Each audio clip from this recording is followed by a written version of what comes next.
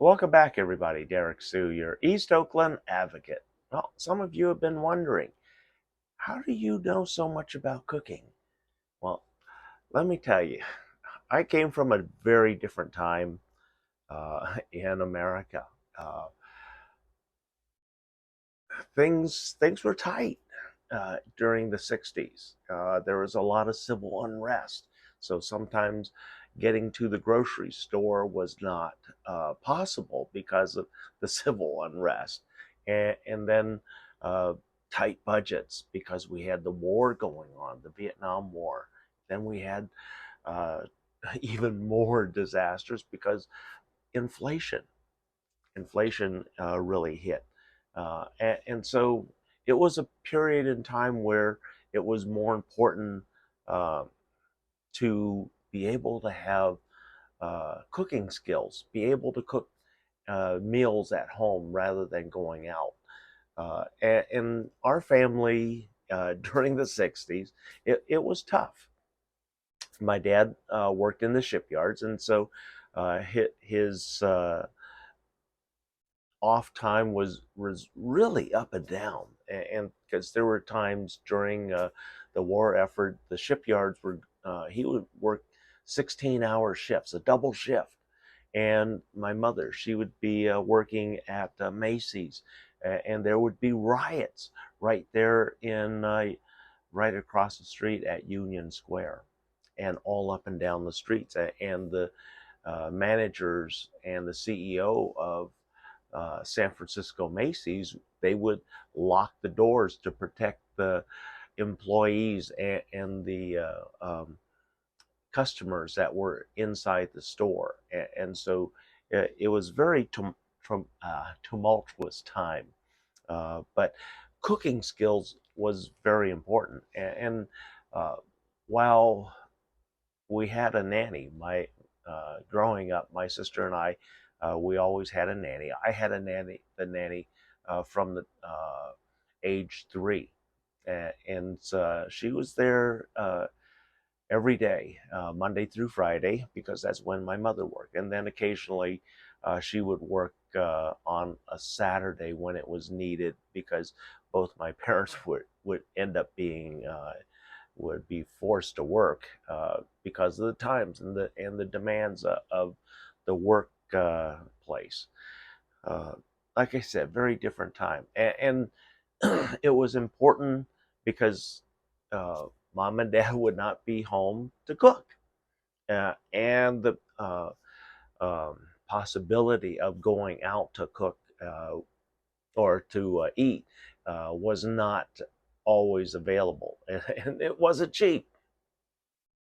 And if you think back, I saw one of my mother's paychecks from 1968. And as a retail clerk in 1968, my mother was making $1.35 an hour. $1.35 an hour. And you say, I'm sure a lot of you say, what? $1.35? Yeah. Well, let me tell you something. I started out in the work world when I was in high school in 1976. My first hourly wage was $2 an hour. Yeah, $2 an hour. And um, then the following year, it was bumped to the minimum wage. The minimum wage came up to $3.74 or 72 cents, $3.72. And so that's what I was raised up to. And that was during my transition from my part-time job that I had at the Tropical Fish Store to Grand Auto. I worked at Grand Auto for 8 years. I started out as a part-time clerk there, and uh,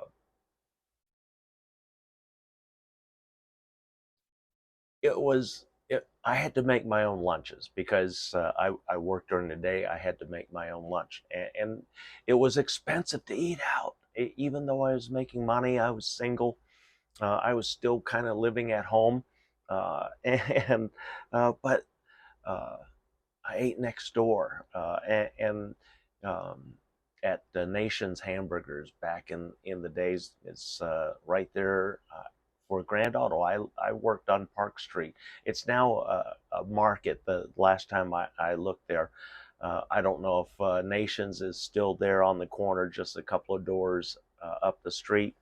But for the longest time, I ate lunch, and I was spending pretty close to $50 a week at just for lunch at Nation's Hamburgers.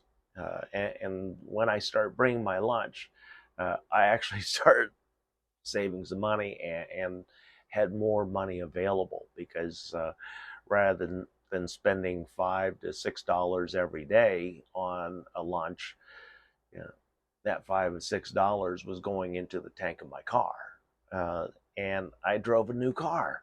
So I found ways to spend the money, but cooking skills, um, cooking skills. Back in my day, I remember uh, home economics in middle school. I don't know if many of you or any of you even had that class available, but it was something where you were taught cooking skills.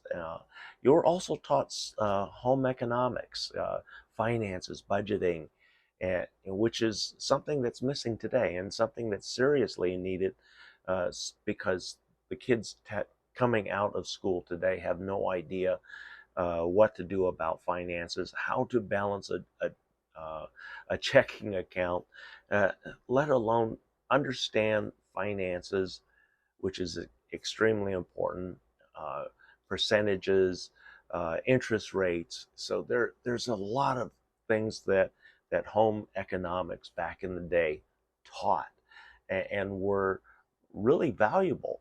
And in my day, that was a requirement for the women because it was a sexist world back then. Let's just face it, it was a sexist world.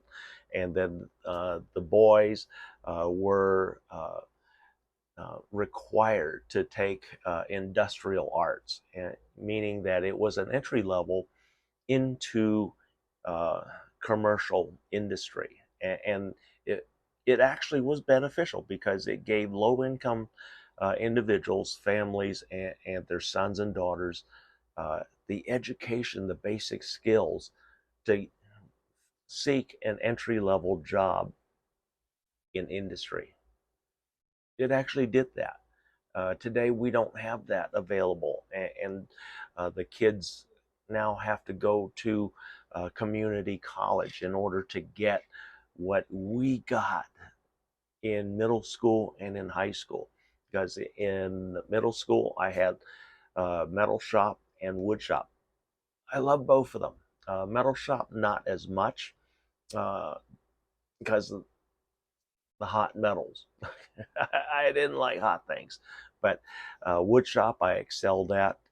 Drafting was okay, just wasn't exactly my thing. Um, but I did learn some skills, my drawing skills, my architectural skills that I used.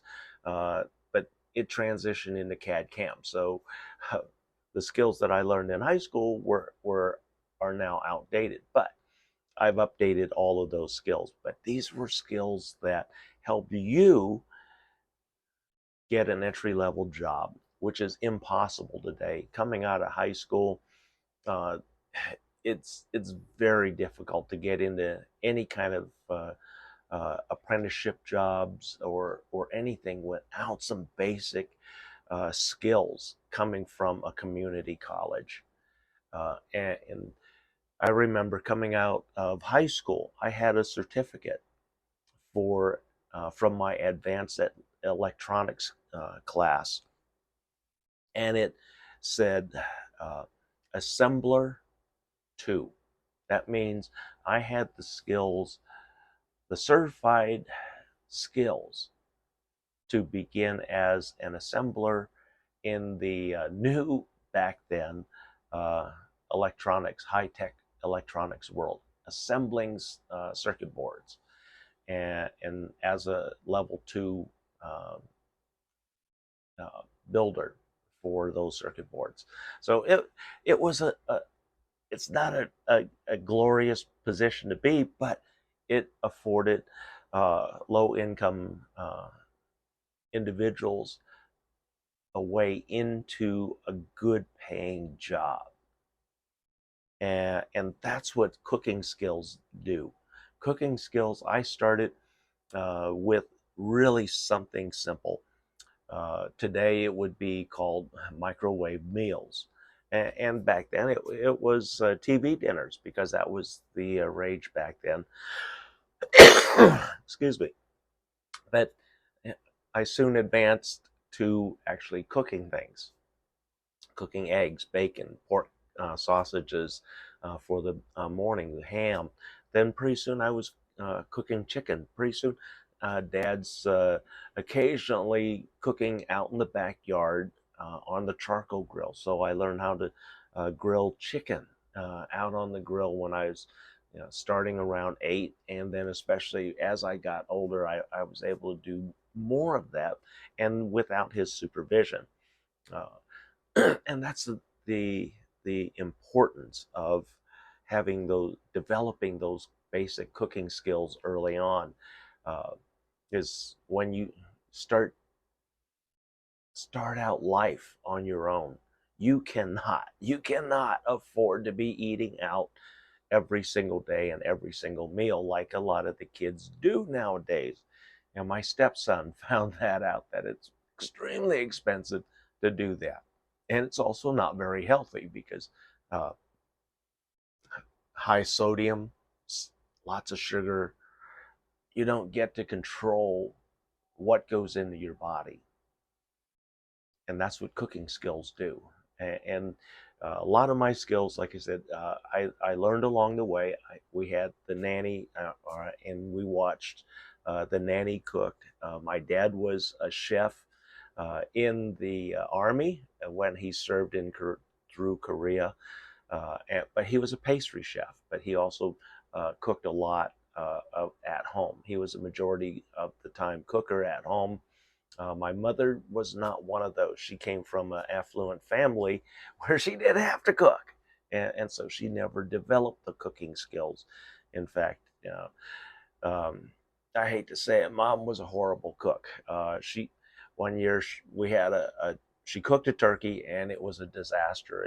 It was so dry and so horrible that we ate everything else, but there was no turkey.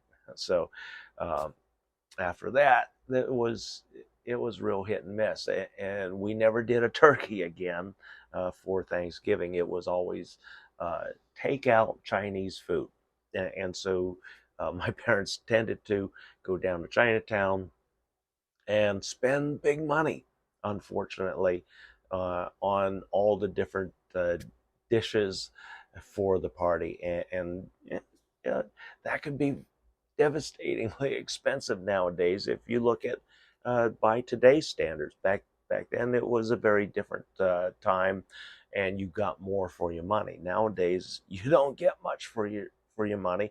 Plus there's so much sodium.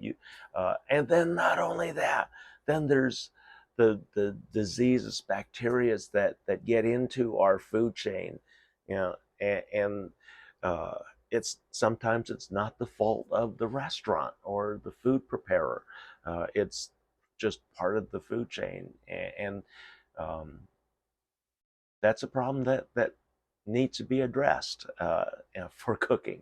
But I save thousands of dollars a year by cooking at home. I don't get many meals out. I try not to.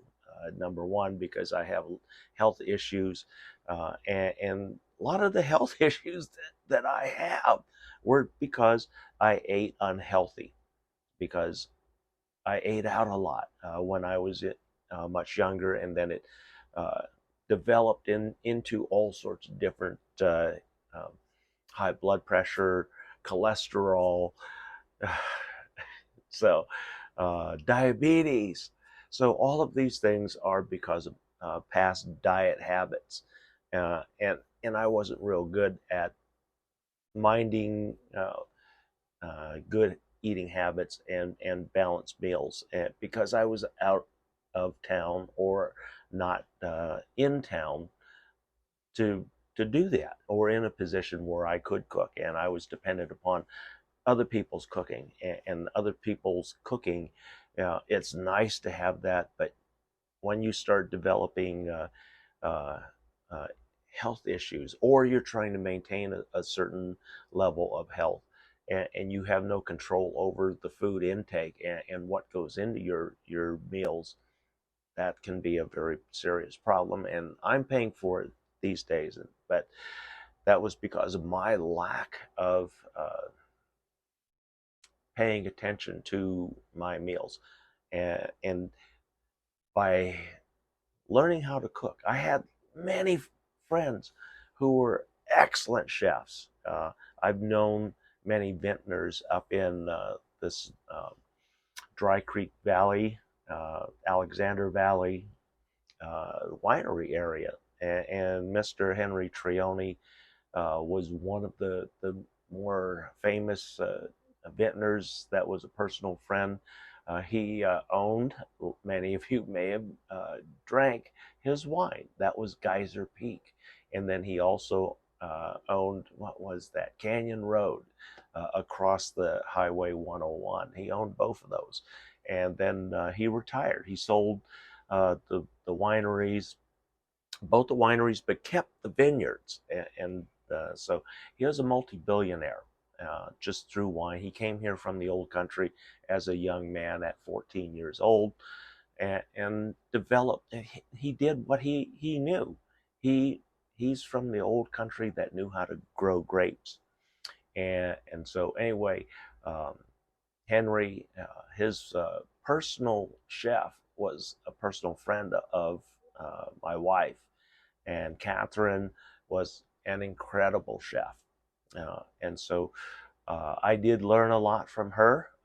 And then I've also known a lot of chefs along the way. And even when I was homeless, I worked with professional chefs in the homeless center.